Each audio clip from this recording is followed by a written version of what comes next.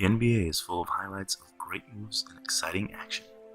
The best athletes in the world seem to be playing at a whole other level. But what if I told you that they are all using the most basic footwork there is? What if I told you there are only a few things you can do with your feet?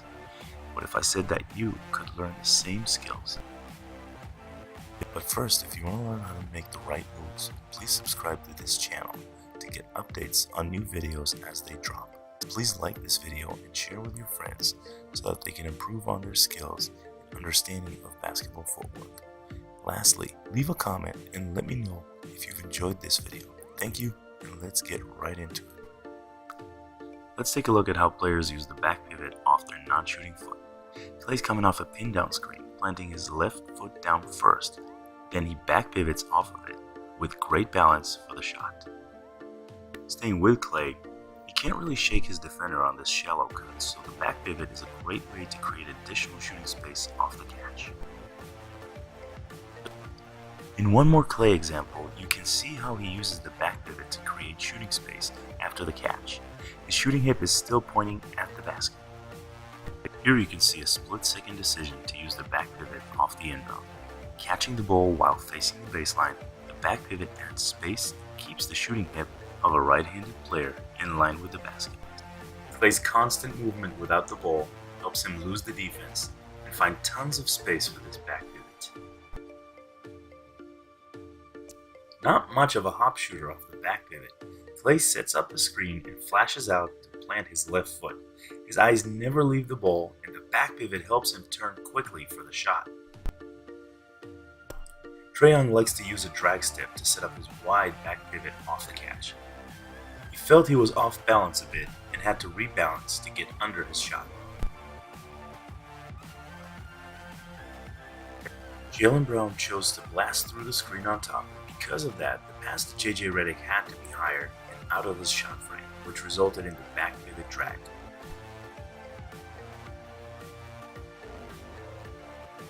Steph Curry is coming up a little too wide for his liking off the staggered screen. The drag back pivot gets him back into his shooting frame while keeping his shooting hip pointing at the basket.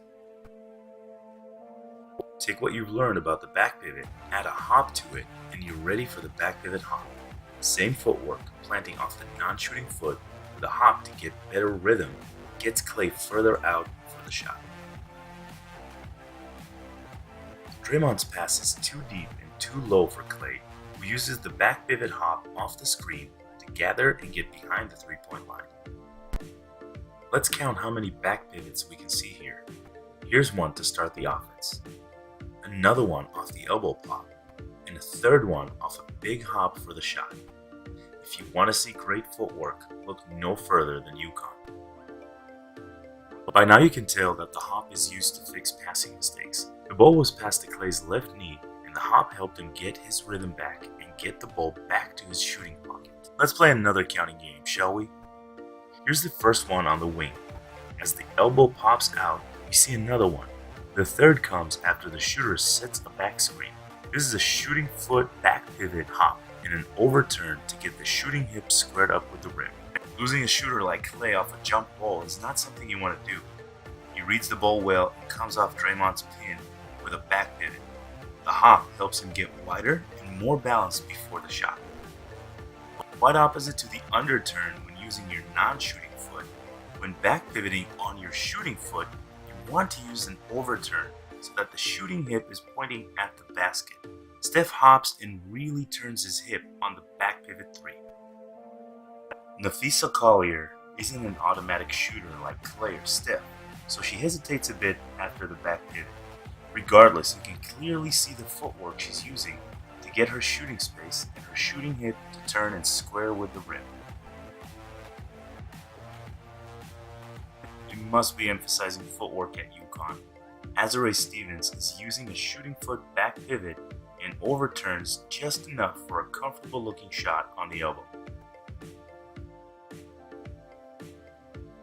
So how can you master the back pivot? Let's dive into some drills and get you working. I promise, it's not complicated.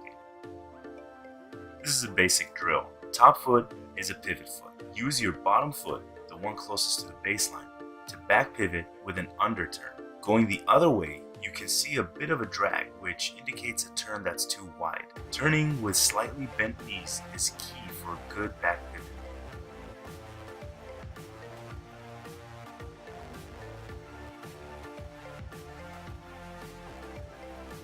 Here's a top foot back pivot. Notice how a top foot back pivot on one side is exactly the same as a bottom foot back pivot on the other side. And is a top foot back pivot on this end really that much different than a bottom foot back pivot performed on the other end? The same things happen over and over again. The only thing that changes is the situation. There is only a finite number of things a player can do with their feet. It's not infinite, but if you become good with your feet in one situation, you'll be good with your feet in multiple situations.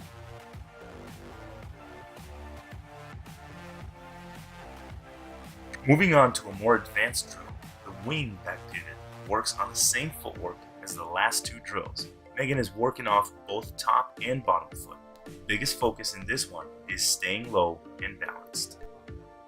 She's great at over and under pivoting to make sure her right hip is turned to the basket. Her footwork and hop are identical to that of Klay Thompson's. For a more advanced version of this drill, alternate elbows and pivot feet. This can be a 3-player drill with the third player serving as a ball placer, running behind from chair to chair after replacing the rebound. Run it for no longer than 1 minute.